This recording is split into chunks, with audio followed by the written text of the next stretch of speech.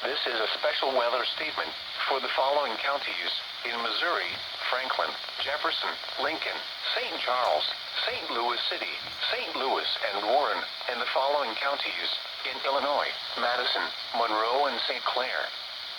Wind advisory in effect from 10 a.m. Sunday to noon Monday. South winds shifting to west 20 to 30 miles per hour with gusts up to 50 miles per hour expected for portions of south central, southwest, and west central Illinois and central, east central, northeast, and southeast Missouri. From 10 a.m. Sunday to noon Monday. Gusty winds will blow around unsecured objects. Tree limbs could be blown down and a few power outages may result.